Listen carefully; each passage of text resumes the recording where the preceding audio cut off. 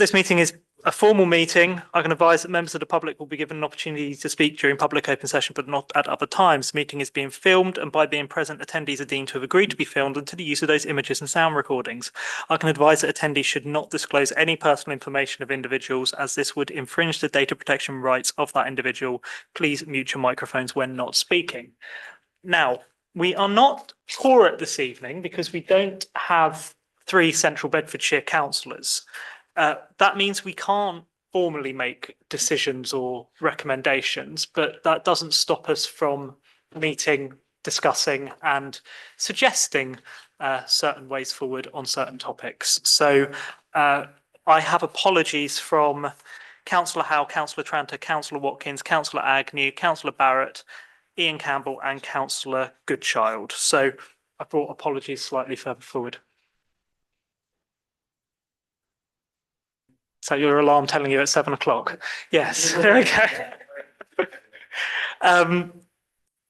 So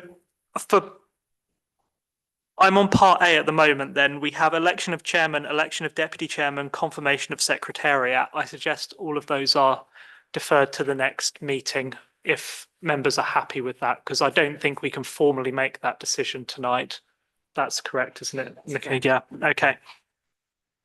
Item 5, declarations of interest. So we'll have non-pecuniary, then pecuniary interest. Does anybody have a non-pecuniary interest in any item? Oh no, they're the other way around. Doesn't matter. Pecuniary interest. Non-pecuniary interest? Any other sort of Sorry, interest? what does that mean? Oh, it means so pecuniary means you have basically a financial impact by something. So, you know, if you are a resident of Rose Lane and we're discussing Rose Lane car park, that's a pecuniary impact. Non-pecuniary is something like, you know, you live on the same street, so indirectly impacted. There's probably a formal definition somewhere, which is in Nikki's book just there, but we'll go through that another time. Okay, so no interest. Item 6, chairman's announcements. I don't have any announcements. We can pick various things up as we go through the agenda. So item 7, public open session to adjourn for a period of up to 15 minutes to allow members of the public to put questions to address the committee through the chairman pertaining to items listed on the agenda. Each speaker will give their name and have 1 3-minute slot. So we don't have anybody in the room. Do we have anybody online, Asia? No. Okay. Right. Minutes of previous meetings. So I think we can go through this. We can't approve the minutes, but we can take matters arising. So I'm going to skip straight to item 9 and ask whether there are any matters arising on, I think they're page 8 of our pack. So any matters arising on page 8, page 9, page 10. Yes? Microphone, please, Carol. Oh yeah, on page 10, there was the issue about the chairman writing to Beds Police and the CBC exploring mobile cameras to be used as preventative measures for graffiti. So is there any update on that? Okay, yes, there is. So unfortunately, there is no section, just turn your microphone off. Unfortunately, there's no section 106 for CCTV. So I did ask the officers, they confirmed there isn't any available at this point. In terms of graffiti, I have heard back from Bedfordshire Police. I would have circulated the response in the politest possible terms if I felt that there was something that we could action quickly as a result. There isn't. The main thing that they suggested was for new technologies that are becoming available around how that we can sort of coat buildings with certain paints that are more graffiti resistant than traditional brick. So if we have a think about where there are hot spots, perhaps that's something we could consider certainly applying to council-owned assets. So that's potentially something we could take forward.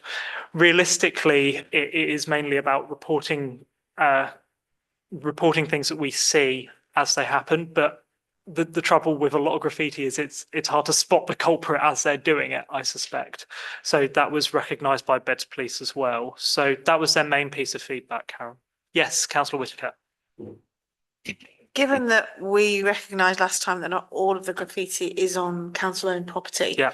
is it possible to make the details of the coatings available to those properties, the residents of those properties that are affected, so Yeah. that they, if they wanted to, they could choose to apply it as well?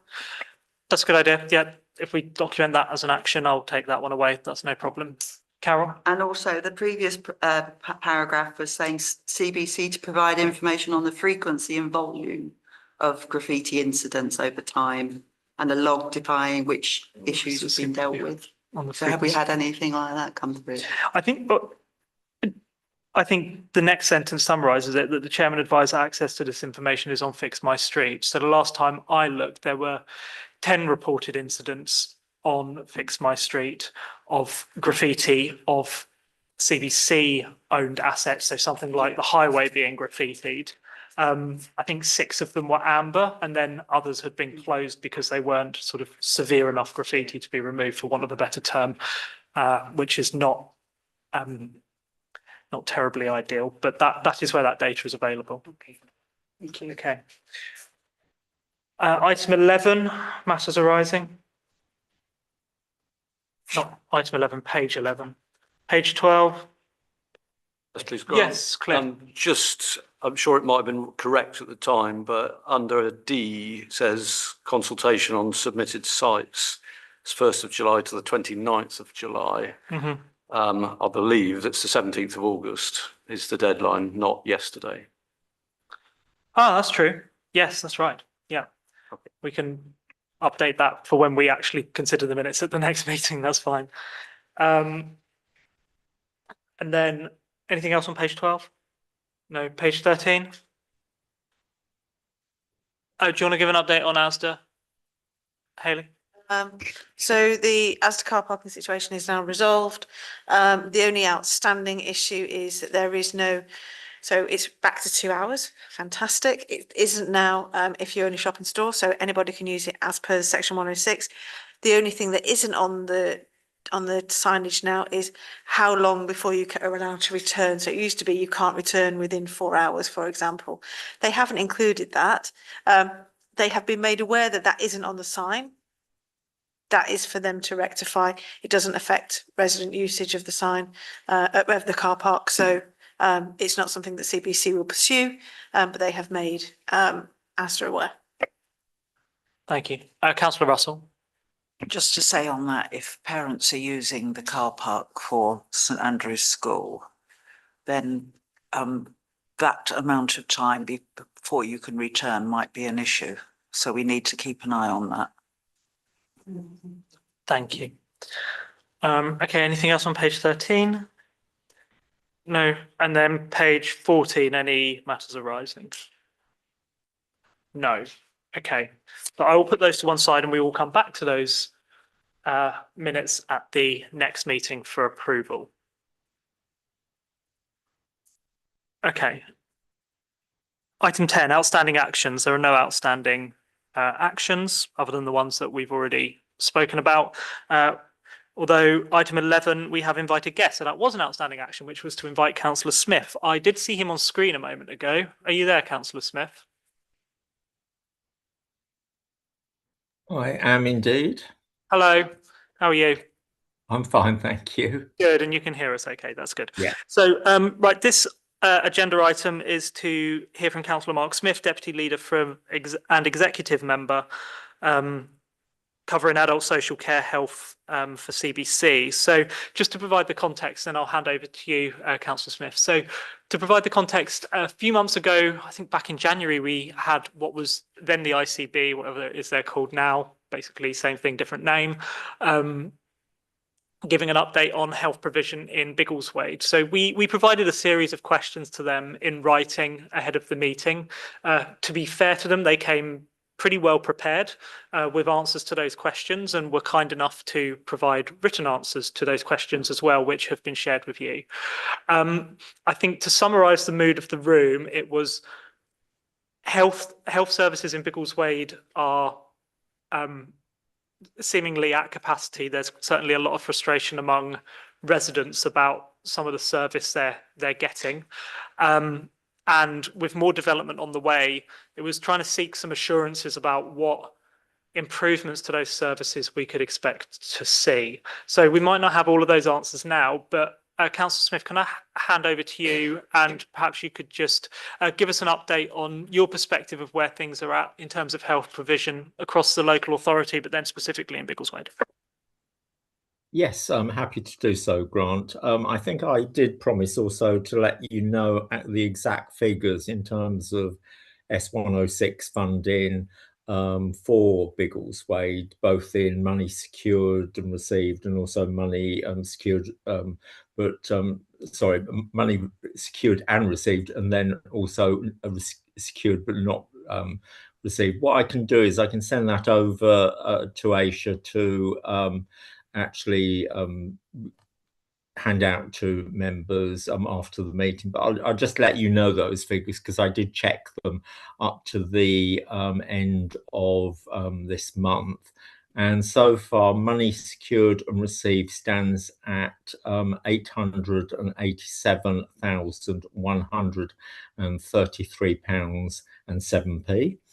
And money secured but not received stands at 5,360,854. So a total of £6,247 90 for that. Sorry, 6,447,987 £7. So that's the money that sits there in terms of money committed to health infrastructure for Biggleswade, which I have to say, in experience with other places in central Bedfordshire, is certainly higher than other communities. What I was going to talk a little bit about was, and you did ask about the sort of national, or rather more local picture with regards to the ICB and our interactions with them. As you may well know, the ICB was simply BLMK, and under recent reconfiguration and reductions by half of staff, we now sit within the Central East ICB, which has a population of, I think it's something like 3.2 million. So you could argue we are a small cog in what is rather a larger coverage. So and also to note, we're probably the only unitary authority within that larger ICB that doesn't have a hospital in our area.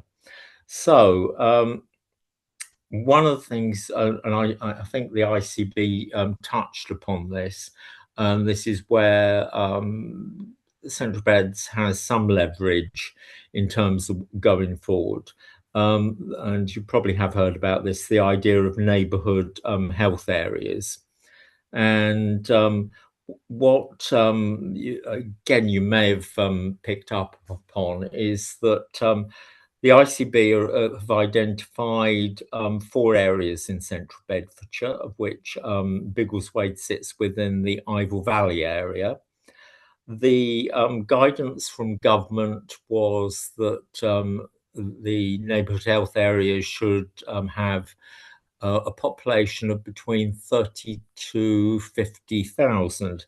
Now, the only area in those proposed 4 that sits within that range is Leighton Buzzard. And actually, the one that Biggleswade sits in, the Ivor Valley area, that's an area of 110,000 approximately. So I know there's some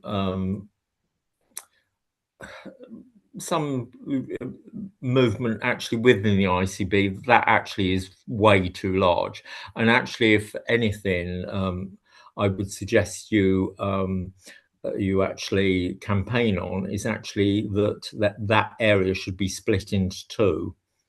You will have also seen details that following those announcements, the ICB have come forward with these neighbourhood health centres.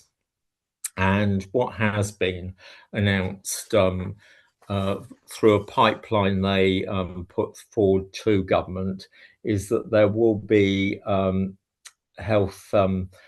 these neighbourhood health centres in areas in Biggleswade and also in the Ivor Valley area in Shefford, which that one has been announced as being delivered, although actually all it is the repurposing of the dentist practice that used to sit next to the actual surgery there. So what you will see is that in terms of Biggleswade, the idea is that the actual new facility would sit in the development area land east of Biggleswade. Again, one of the key things about this is funding, as ever. And to back this up, the government have committed so far £50 million. But that's £50 million across the whole of England. So you spread that out, Central Bedfordshire isn't going to get much of that money. So that's a key worry for us, and one that certainly the leader, Adam Zoni, we have campaigned with government over that. One of the first things you're going to see with these neighbourhood health areas is that they're going to focus on a particular area.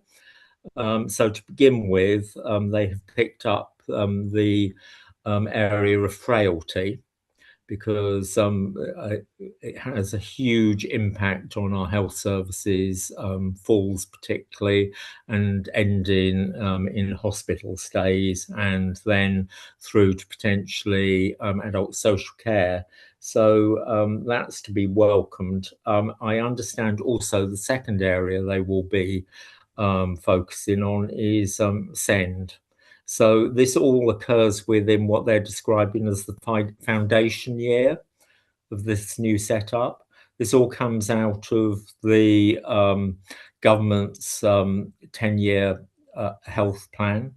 And one of the key focuses of that is that it brings healthcare closer to the resident rather than being centred in hospitals. So that gives you a brief overview of how it sits at the moment.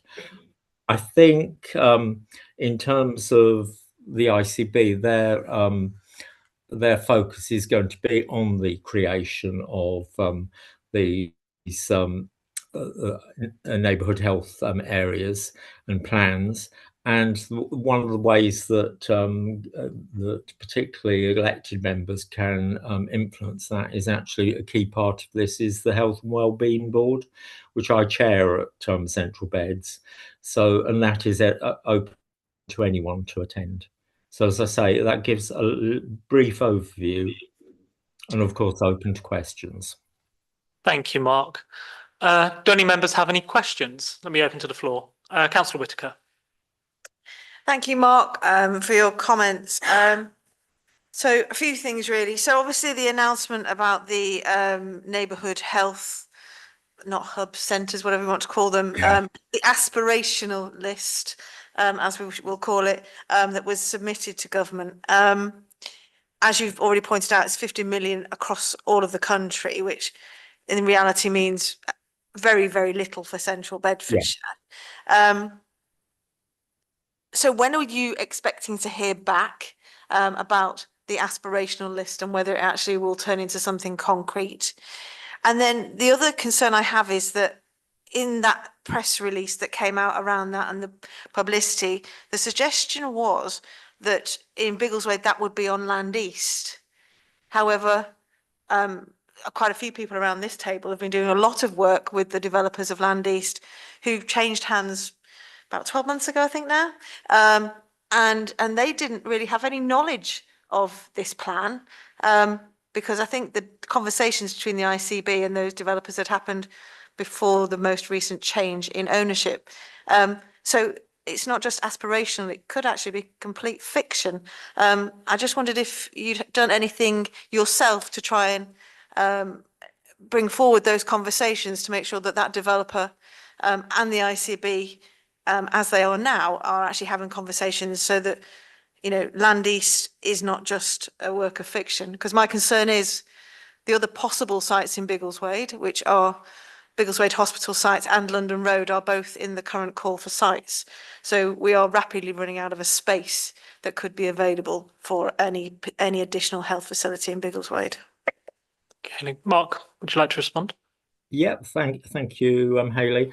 Yeah, we certainly myself and the leader Adam were in conversation. In fact, I was in a meeting with the ICB earlier today, and certainly what we had been, or certainly led to believe, certainly myself, is that it is Land East. But as you say, that needs to be more concrete. So I'm happy to take that away and actually query that with the local ICB. I think that would be helpful because these designs are rapidly getting to a point where they will be, if not final, you know, pretty close, and Yeah. you can't just shoehorn in extra buildings or facilities once sort of that groundwork is set. So we're working to quite tight timelines with that as well. I would say I think we're looking to finalise the design codes, hopefully sort of end of August, early September. Would be my guess. So As I say, I'm happy to take that away and chase them on that. thank you. Any further questions? Councillor Russell, then Carol. It just occurs to me that the health service have put forward Biggleswade Hospital site for residential development. If that should go ahead, then they should have some more money to funnel into Biggleswade for our health services, please. And again, happy to look into that for yourselves. Yes.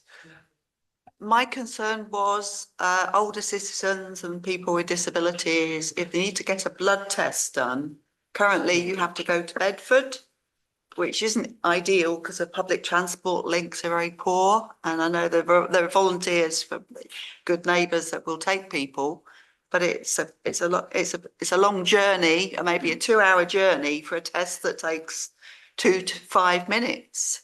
So why can't we have that provision locally in Biggleswade, given that that is part of the idea of neighbourhood health, that you have those sort of things like phlebotomy actually within the community.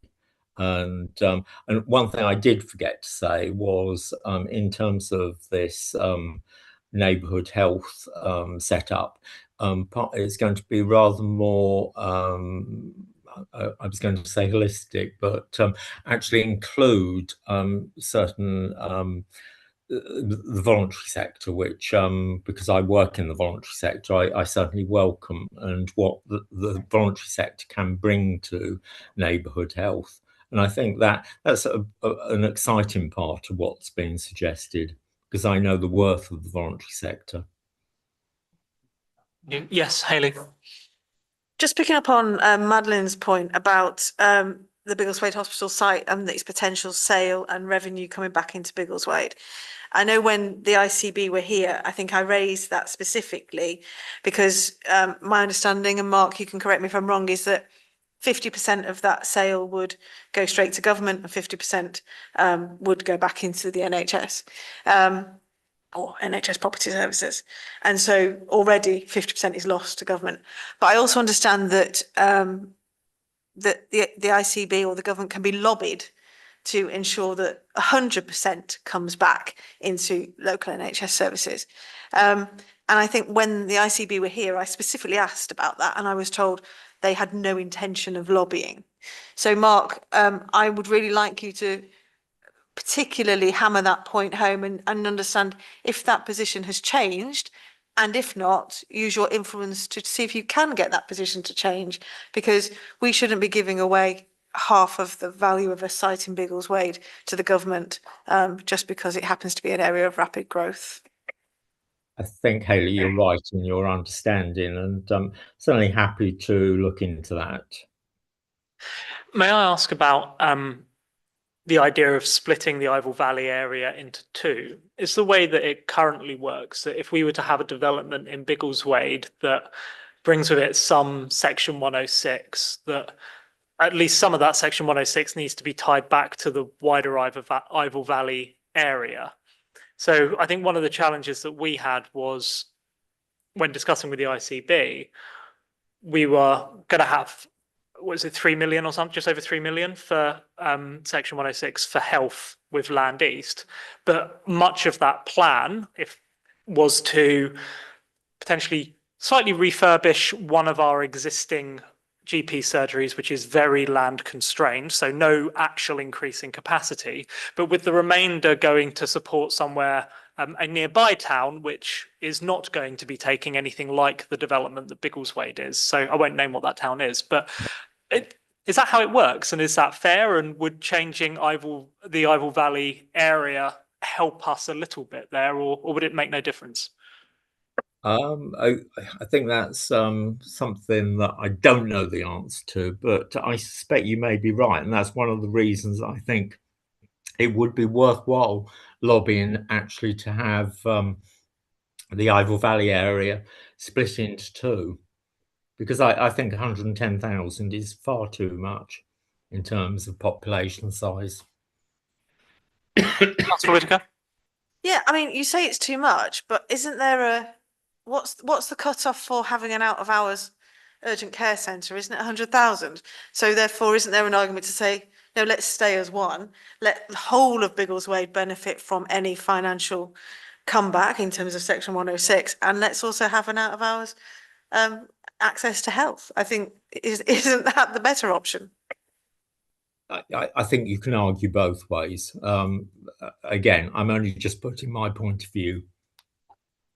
What is the benefit of being smaller then? Just for our understanding. So if we were to split into two, what benefits could come with that, Mark? I think it's just more focused in that you're dealing with a smaller population, and in terms of the people that form that neighbourhood health group, it's going to be just simply more focused. And that's why I was bringing in the case of Leighton Buzzard, because they fit that criteria of, I think they're around 47,000, their population.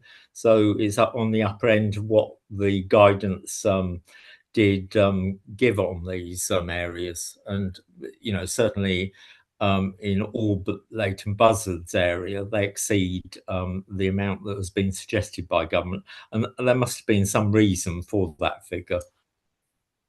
Are there any last questions? Councillor Russell?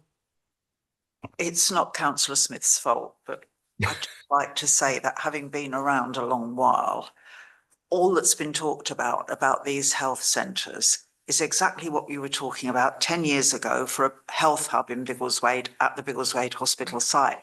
All this idea of bringing services out of hospitals to the community, and the fact that consultants might come away from Bedford Hospital and actually have a surgery once a month or something in the health centre. We've been here before.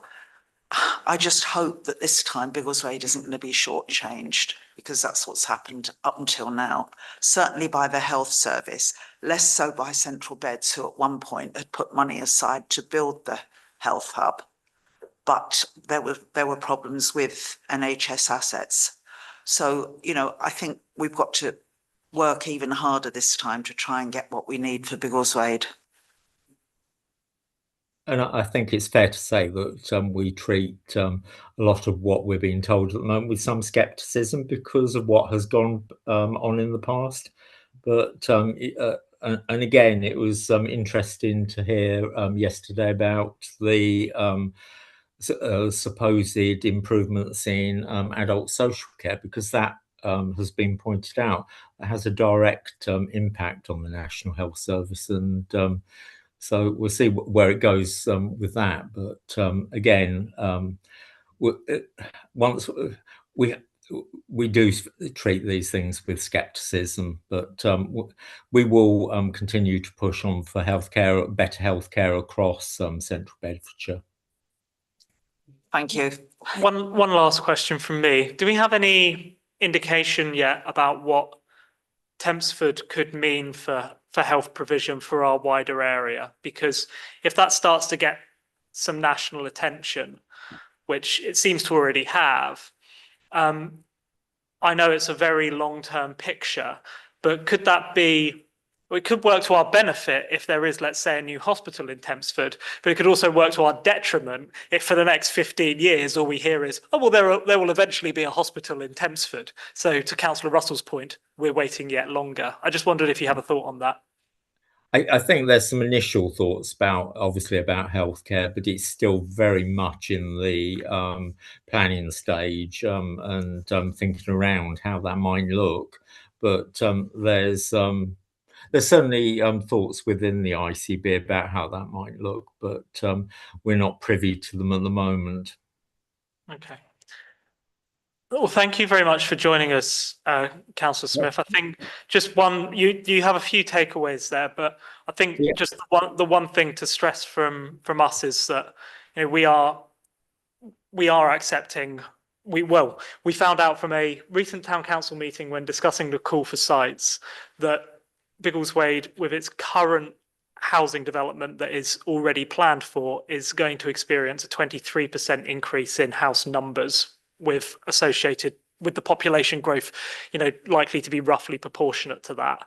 And with the two sites that we have at the moment, both GP surgeries, no more than that. I think, things are looking really rather desperate for some of our residents who rely on those. So I hope you've heard that loud and clear. I know it's not all down to you, but some part of the reason we wanted to bring you today to speak to us is because we know that as a senior councillor, that's something you can hopefully help to influence. Did you want to make a last point, Councillor Whitaker? I just wanted to ask, Mark, you've said you're going to take quite a few things away there. What will be the mechanism of feeding that back to this committee? Well, we are taking minutes. So would it be okay we'll get those questions to you? Would you like them in writing, Mark? Yeah, it would be helpful. Yes, please. And then I'll follow them up and obviously report back to the committee. Thank you. I think if we could get that back in writing, then I can circulate and we can consider what next steps we want to take with whichever parties they may be. Is that all right? Yeah, that's fine. As I promised, I'll send over the latest S106 to Amish, so you've got that. That's much appreciated. Thank you ever so much for joining us, Mark, and see you soon. That's okay. Thank you. Thank you all. Okay. Item 12. Item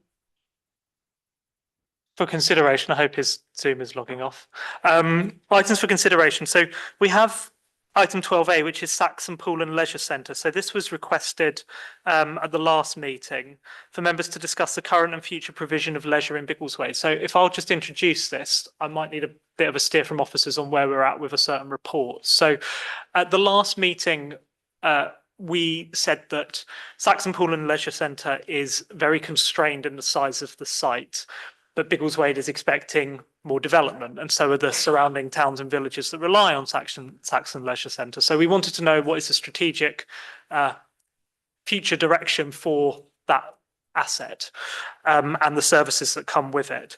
Now, we were going to have an officer join us, but I think rightly they have chosen not to join at this meeting because a paper is coming to Central Bed's executive on Tuesday around changes to the leisure centre itself. So that's very much within the current footprint of the building. It's not an extension, so don't get too excited, but it would potentially create some increased capacity within the current structure. So I have certainly seen that paper. Has that been circulated to other members? It has been. Okay, so are we in a position to have a discussion? Yes. Okay. Comments, please. Oh, by the way, before we do take comments, the executive meeting is on Tuesday. So we have the opportunity, if we would like, ward members can attend that meeting to provide representations on behalf of the committee, and we can share things in writing as well, if that's helpful. So if members have any comments or thoughts, open to you. Councillor Whitaker.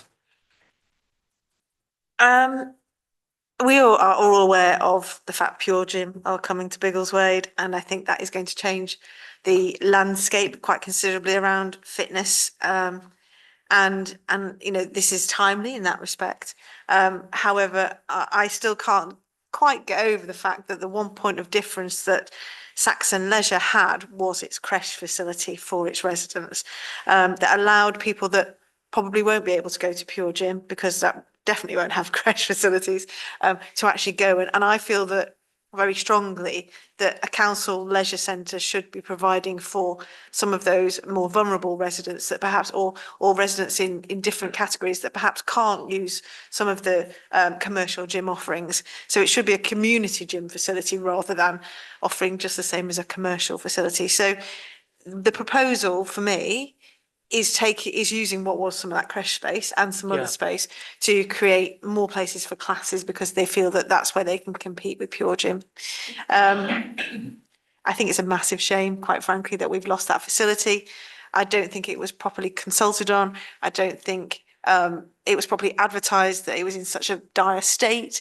And I just think that was the point of difference for Saxon compared to everywhere else, and that's been lost. And I think that's a huge shame for Biggleswade. Thank you, Councillor Whitaker. I think I certainly expressed some frustration that as one of the two ward members in Biggleswade East, the first that I found out about it was via press release, essentially. So to your point, yeah, there was that conversation took place in private afterwards, and I expressed my thoughts. But do any other members have any comments? I think something with yes, Sam. Yeah, so reading through the proposed works, I find some of the priorities a bit interesting. So a 25% increase in space to the reformer Pilates studio. I personally, I wouldn't consider this as an essential part of the facility, especially considering stuff like creche, which we've lost recently. But for those of you that might not know what it is, it's a room, and they all have these very expensive looking wooden beds, which you can do exercises on, which I'm sure are very good, but they're just not very essential, and they're very expensive. So I think we should consider minimizing that potentially. I think that's a good point. I wonder what the market in Biggleswade has changed quite dramatically in the last, let's say, 12 months, and it will change again when Pure Gym are open. So I'd be curious to know sort of what the thinking is behind that being a future crucial revenue stream that differentiates them from that differentiates from other providers. So any further comments on leisure? Cliff.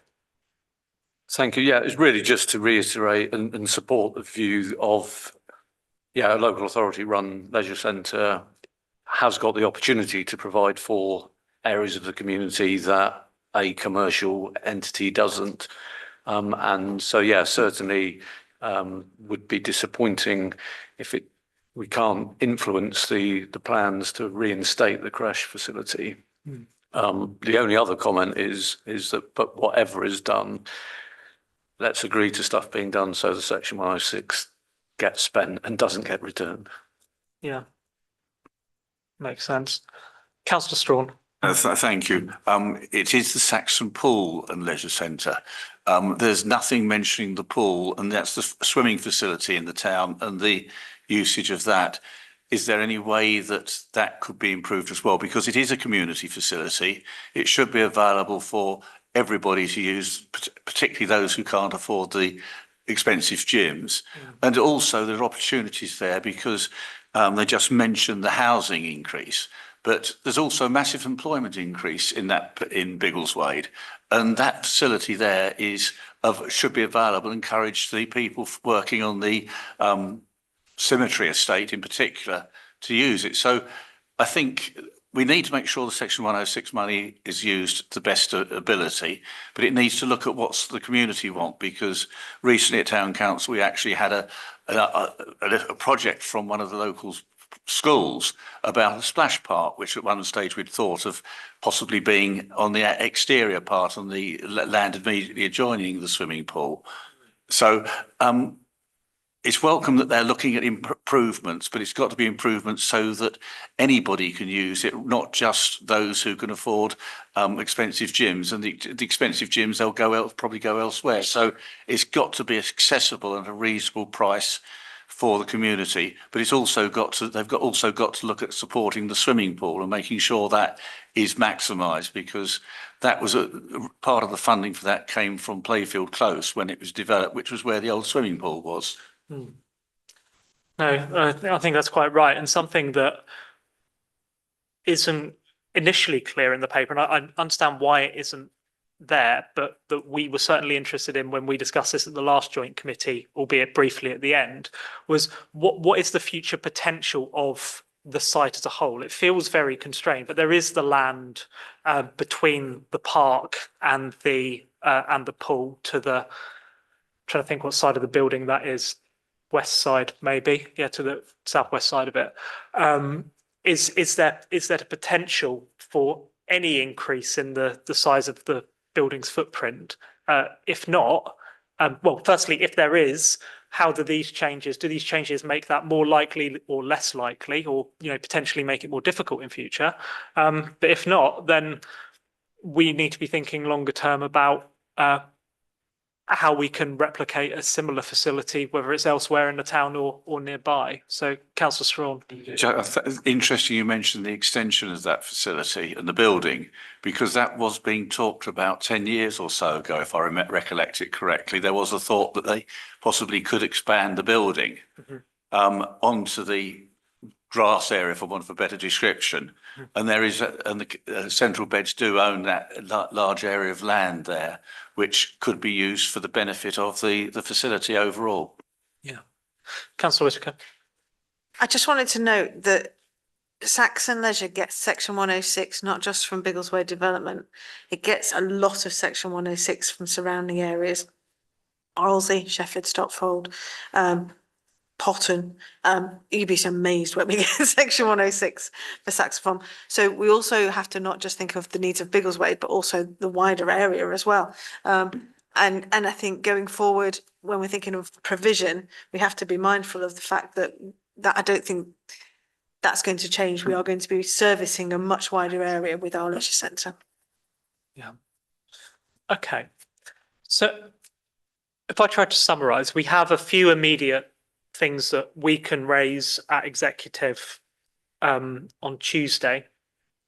I don't know what more we can do at this point, but I think once this paper goes, no doubt this paper will have support from executive. That would be my guess. But would members be happy? I certainly know, I get the impression officers would hopefully be happy to come to address joint committee after this paper has passed through executive, and then we could perhaps have a more strategic conversation about the site's future and some of the points around Section 106 that have been raised as well. So in terms of this paper, I think Councillor Whitaker and I have heard everybody loud and clear, but then more strategic conversation next time. Is that okay? Okay, I'm seeing some nods. Item 12B, Langford and Biggleswade. It's the wrong way around, Biggleswade and Langford, Wind Farm Community Fund, for members to discuss future revenue opportunities for the Biggleswade and Langford Wind Farm Community Fund. So I asked for this to come back to joint committee. I can give a very brief verbal update on this. So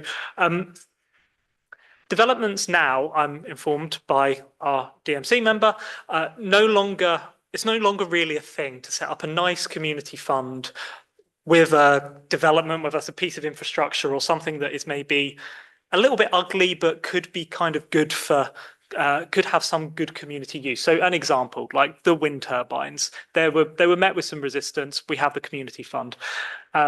So we get some benefit from that asset. Broome have a similar thing with the quarry.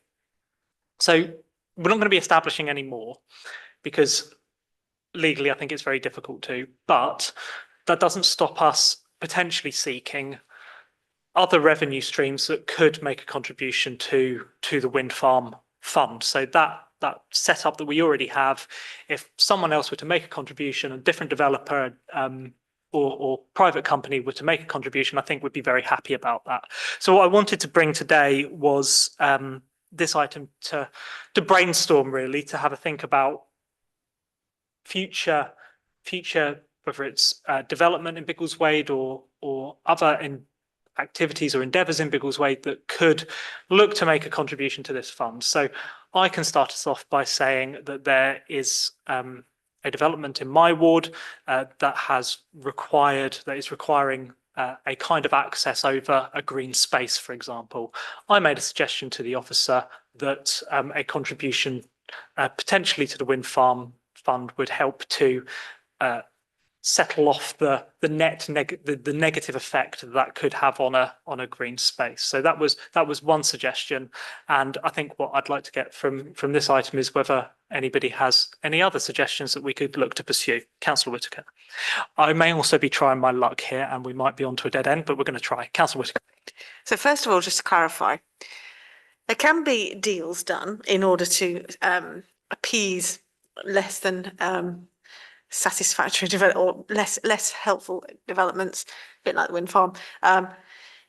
However, it can't be part of the planning decision. So you can do it outside of the planning process, but it can't be part of the planning decision as it used to be able to be. And I actually would suggest, we have got a lot of battery storage coming along Dunton Lane. You've got a lot of solar going to be coming along Dunton Lane.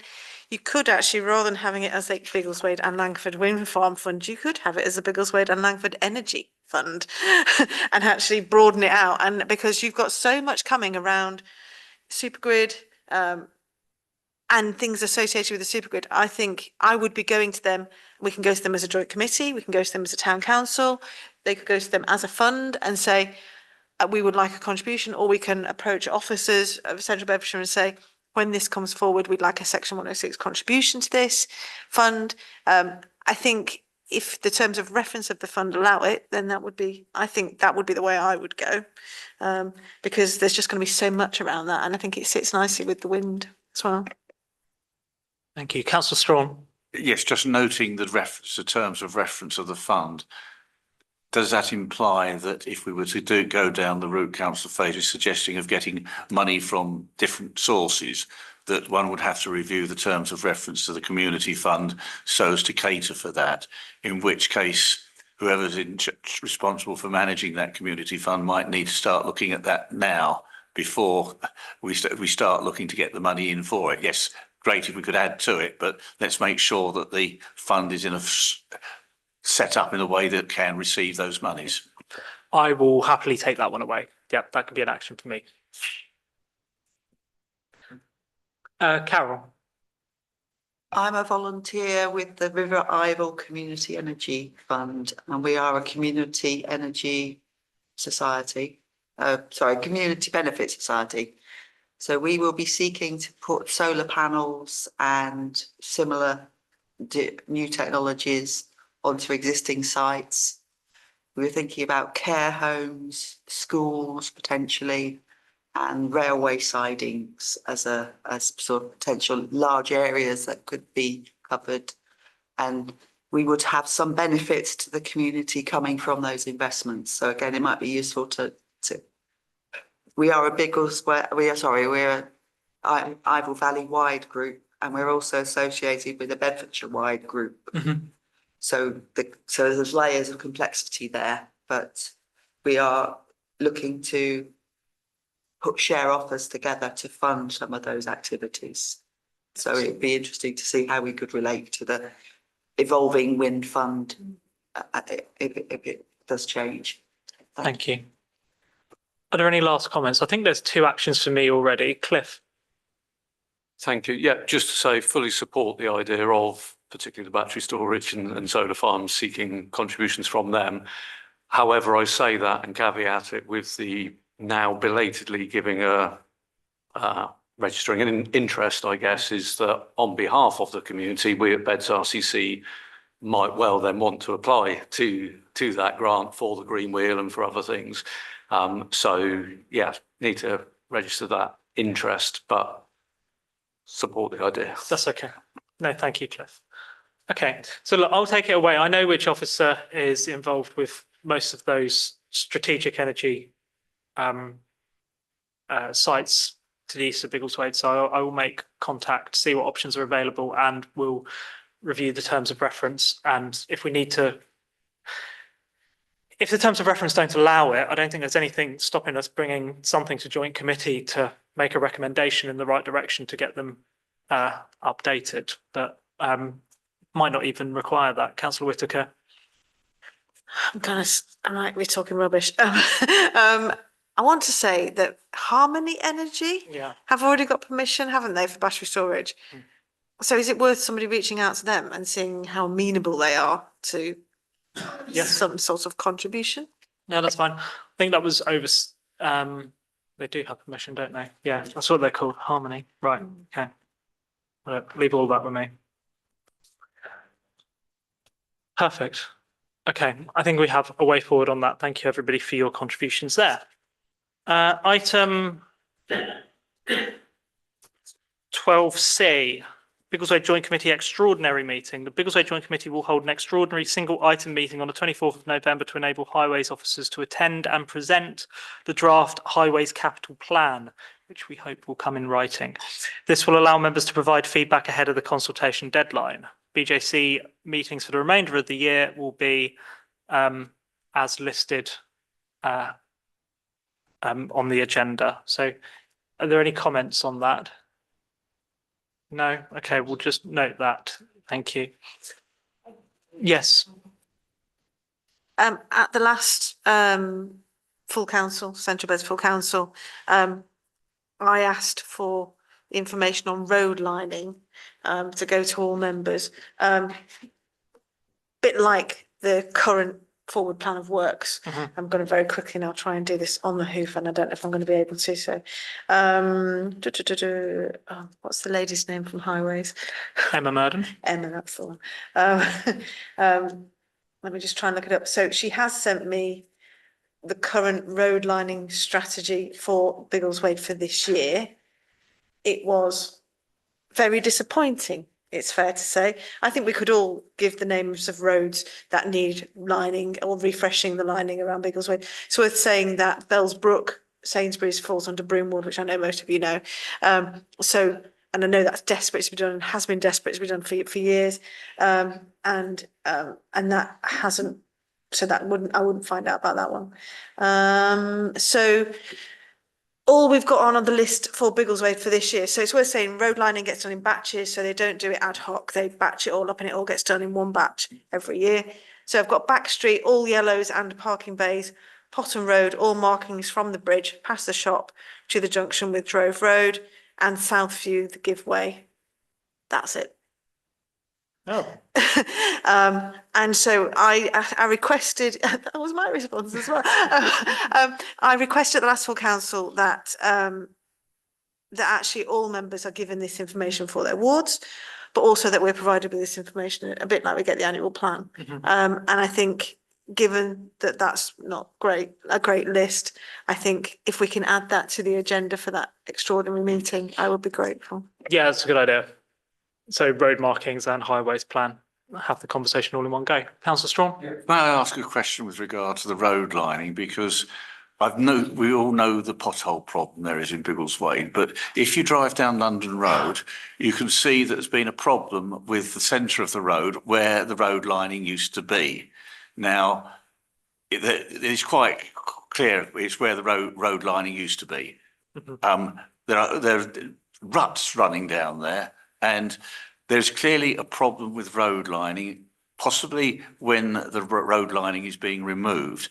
Is that because of the nature of the way the roads are lined and the materials used, that when they scrub away the road lining, that it then creates basically a starting point for a good lot of potholes and ridges? And you could easily see a bike getting its wheels in those ruts and just running straight down the centre of the road without being able to get out of them. So there is clearly a problem in my view. And if you look around the town generally, and I'm sure in other places as well, you will see that there's a similar problem with regard to where road lines used to be. Okay. I think we can maybe ask the experts on that one. It's just ever so slightly outside my comfort zone when it comes to answering questions about how you get road linings off and what that does to the lower surface. But I think, should we bring that up when we have the highways leads with us, if that's okay? I think it's just mentioning road lining. It's only something that it'd be useful that if highways could be looking at it, because I think it is a major problem in the town already, and it's going to get worse. Understood. Thank you. We will note the joint committee meeting dates. Items for information: Biggleswade Banking Hub for members. So members of the town council are arranging a meeting with neighbouring councils, Sandy, Ampthill, to discuss the impact of declining banking facilities on residents. A brief report will be presented to the joint committee following the meeting, setting out key findings and how the joint committee may act as an appropriate forum to support progress initiatives, including the potential development of a Biggleswade Banking Hub. Oh, Karim is here. Hello, Karim. Would you like to comment? Thanks, Mr. Chairman. Just very briefly, just to add in that CBC officer colleagues have asked me to mention the fact this evening for information that they are conducting an exercise to compile a register on vacant shop units in keeping with the national legislation there. And that includes obviously Biggleswade and all their areas. It may be that in due course, some of those shop units are eligible for that kind of legislation to be enacted in its various forms, and we'll see what happens, whether any of those result in a potential banking hub or an enhanced post office option. I'll pause there. Thank you. Yes, there is a full audit of areas that would benefit from banking hubs being done. So there is an audit of existing banking facilities across central Bedfordshire, which I understand is being included with, is progressing along with the local plan. So I asked about that because there was a resolution at full council about 18 months ago on it. So there is work underway in the background at central Bedfordshire, which is not public yet, but hopefully can complement this work of the town council. Are there any comments on this? No, we note it. Thank you. Right, item 14, future agenda items for the Biggleswade Joint Committee. 14A, Parish and Town Charter. So, Councillor Russell, did you want to just speak about this briefly? I did go to the briefing at Central Bedfordshire for parish councillors, and their director, Robert Ling, is leading on this, along with Russell Goodchild as the deputy cabinet member. Robert Ling was involved in a parish charter that was set up in his previous role in North Yorkshire, and went through some of the things that might be included. He made the point quite clearly, which I thought was very honest of him, that it will require a culture change amongst staff in Central Bedfordshire in the way that they deal with town and parish councils. One of the objects might be for town and parish councils to take over parts of services from Central Beds. There was a lot of cynicism in the room about moving responsibilities to town and parish council so that if they do them properly, rather than the way they may be done on a limited budget at the moment, was actually putting town and parish council precepts up rather than putting Central Bedfordshire's precept up. So there was quite a lot of cynicism about that. But on the whole, the idea of the parish charter was welcomed, and we look forward to getting further information in due course, because it was quite a high-level discussion at the briefing. Yeah, I think certainly having that structure and framework for how to engage town and parish councils should help. So and that's the right forum. This is the right forum to bring that to. So we're happy to bring that. Other than the minutes of the last meeting, is there anything else that others would like to bring to the next meeting of joint committee? We know that the leisure, we'll hopefully get an update on leisure with an officer to come and give us some more of a strategic view around that. Is there anything else that others would like to request? Councillor Whitaker. One thing just to note is we are expecting 2 significant reserved matters applications for Biggleswade to come in soon-ish. So any day now, really. that are likely to run for a little while. I don't know whether they're going to be too late for the next one, but if they're not, it would be potentially worth us having, and we can always come to town council meeting to give some input, but just to have some conversations around that. And then my other thought that kind of is linked to that really is the Biggleswade master plan. We refer to it sometimes, and it's is it something that we need to look at again? Is it something that we need to refresh, given everything that's coming forward? And is it something that we can discuss here? Potentially, yes. Councillor Russell. I think it would be interesting to go through the master plan again. I mean, it's 2012, isn't it, when it was put together? And I was part of the committee that put it together all those years ago.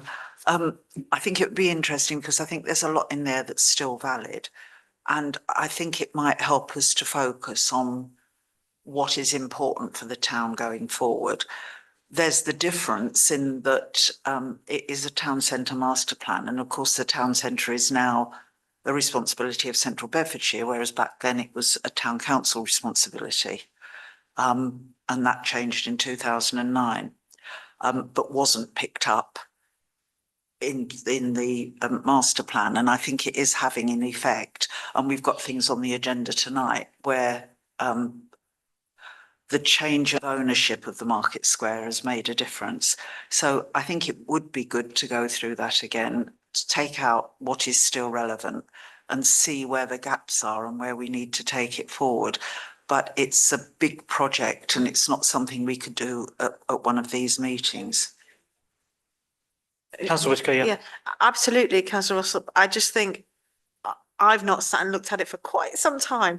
And actually, I think you're right. Understanding where the gaps are, understanding what's key, where the gaps are, and then coming up with a plan of how to take it forward, potentially, rather than, you know, trying to take it forward in a meeting. I think that I would really welcome that, because it just feels like we've got a lot of stuff going on, and it's informing a lot of stuff. So making sure it's up to date would potentially be a very positive thing to do. Should we bring that to the next meeting then? I'm happy to do that if it's worthwhile. Councillor Russell? I'm just thinking that it is formal supplementary planning guidance. So we can go so far with this committee, but then it would be down to planning officers at Central Beds. But I think, you know, to circulate it so that people around the table see the document and see if anything jumps out at us, because I really don't know. I mean, I don't remember the detail after all those years. So I think it might be worth having it on the agenda and circulating the master plan, or a link to the master plan, and then seeing whether we can take that forward. Yeah, let's bring that as a future item. And we'll keep an eye on the reserve matters applications and just think about how we deal with them. Like, obviously the town council will be consulted, as will ward members. So we can, if it's timely and it's worthwhile bringing it to joint committee, we can. If it's better just to be dealt with by town council with some input from the public gallery from ward members, then that's okay as well. Okay. Any other future agenda items? Don't need to come up with them now. Send an email is fine. Right, item 15. This is just to note the current and upcoming consultations, local plan call for sites, proposals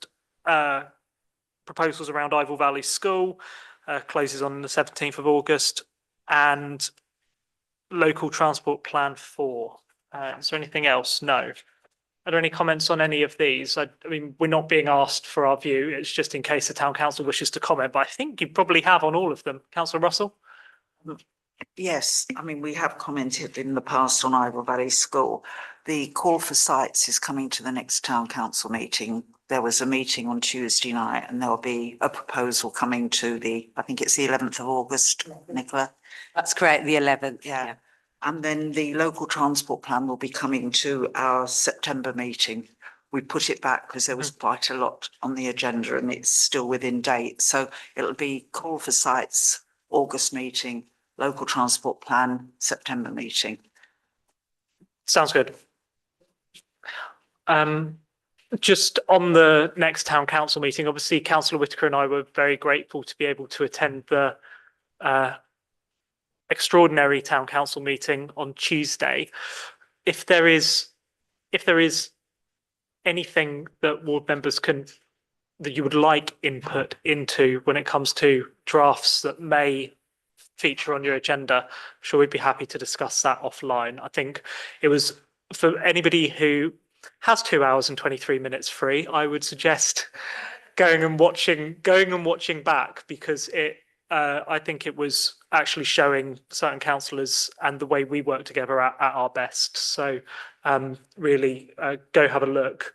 And nothing is set in stone yet, but the clock is ticking, and we will need to make a decision next Tuesday. So, okay. We now only have exempt items left. So we have the exempt minutes, which we can do matters arising for under exempt, of course. And then we have the bus loop bus stop feasibility study. So don't even need to propose that we move into exempt session, because we're not making decisions tonight. We're just going to do it. Okay.